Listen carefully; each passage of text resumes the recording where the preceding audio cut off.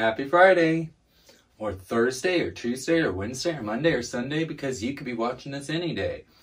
We call it Fridays with Friends because before the pandemic, when we had the program in person, we always did it on Friday mornings. And hopefully, at some point in the future, we'll get back to doing it in person.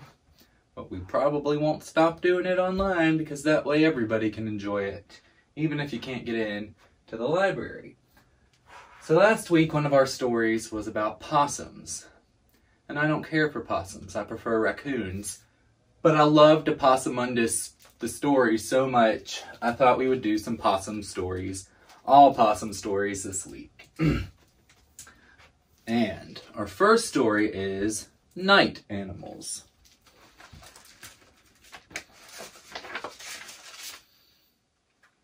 Hey, Possum! What are you doing in there? Shh! I am hiding. What are we hiding from? Night animals. Now keep quiet. Can you move over? Let's just find somewhere else. Did you hear something? Are you trying to scare me? Help me! Help! You're a wolf. But something is following me. What is it? It's big and hairy with long sharp claws. I'm not here. You guys gotta help me. Something huge is coming. What can be bigger than a bear? Why is the sky getting darker? Night animal, run! Hide! Stop! What are you so scared of? We're scared of night animals. But you are night animals. Oh! Did you hear something? Run!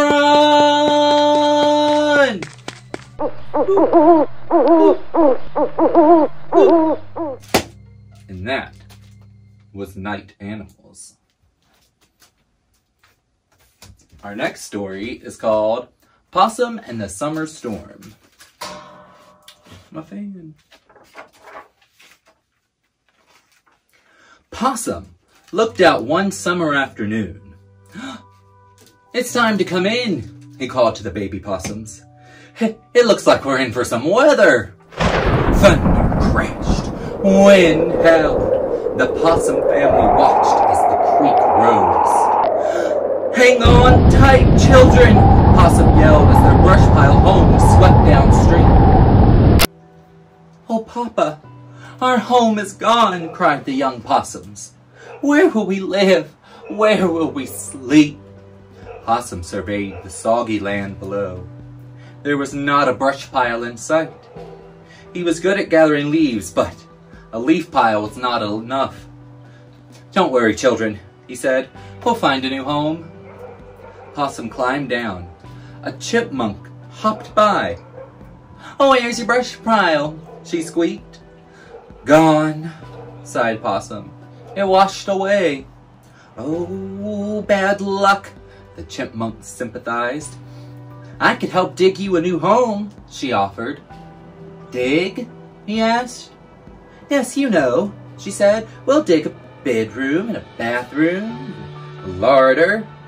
Possum's eyes widened. Yes, said Possum. That sounds very nice. The possums followed the chipmunk up to higher ground. She sent Possum to gather dry leaves for bedding while she and the little possum set to digging. Look at our new home, Papa, cried the little possums when Papa Possum returned.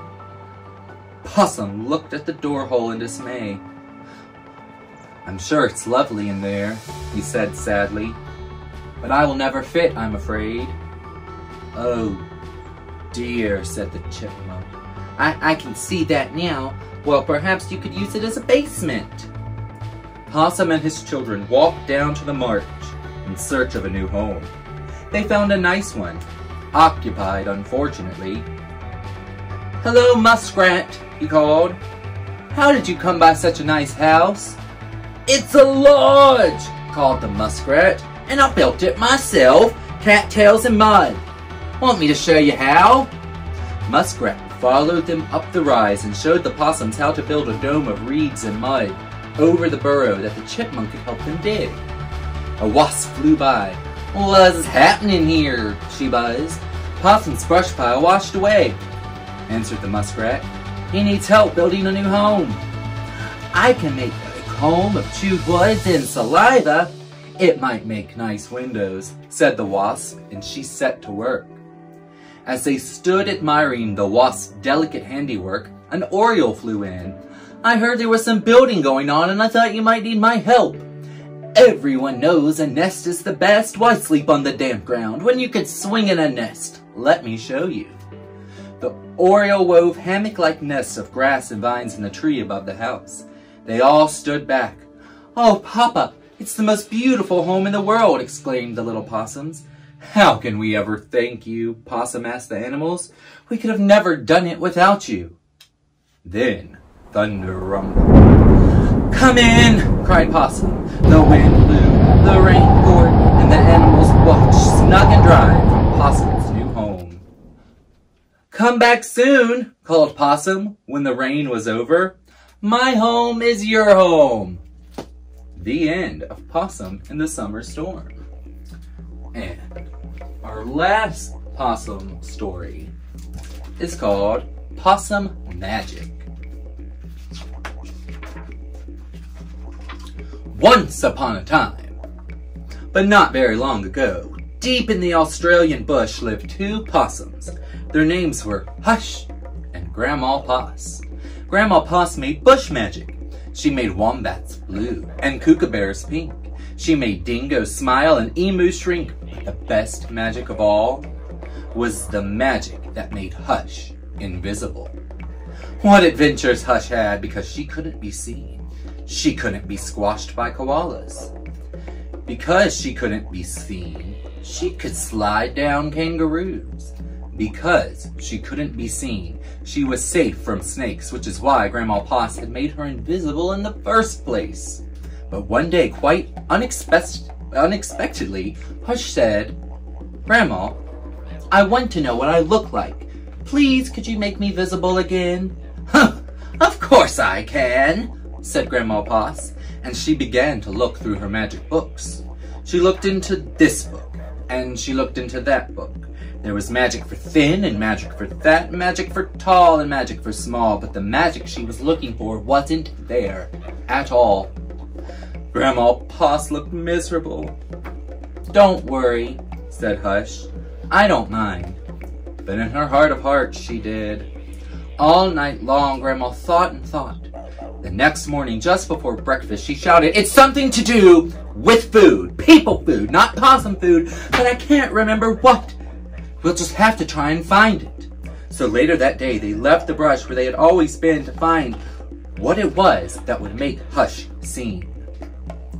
They ate Asnac biscuits in Adelaide, Mornay and Minties in Melbourne, steak and salad in Sydney, and pumpkin scones in Brisbane. Hush remained invisible. "Oh, don't lose heart," said Grandma Poss. "Let's see what we can find in Darwin." It was there, in the far north of Australia, that they found a Vegemite sandwich. Grandma Poss crossed her claws and crossed her feet. Hush breathed deeply and began to eat. "A tail! A tail!" both possums shouted at once, for there it was, a brand new, visible tail. Later on, at a beach in Perth, they ate a piece of pavlova. Hush's legs appeared. So did her body. "You look wonderful, you precious possum," said Grandma Poss. "Next stop, Tasmania." And over the sea they went. In Hobart, late one night, in the kitchens of the casino, they saw a lamington on a plate. Hush closed her eyes and nibbled. Grandma Poss held her breath and waited. "It's worked! It's worked!" she cried. And she was right. Hush could be seen from head to tail. Grandma Poss hugged Hush and they both danced "Here We Go Round the Lamington Plate" till early in the morning. From that time onward, Hush was visible. But once a year on her birthday, she and Grandma Poss ate a Vegemite sandwich, a piece of pavlova, half a lamington, just to make sure that Hush stayed visible forever. And she did. The end. That was Possum Magic. Well, I hope everybody is staying safe, washing their hands, wearing their face mask, social distancing, all the new things we have to do. I miss you. I hope you're all having fun. Until next time, happy Friday.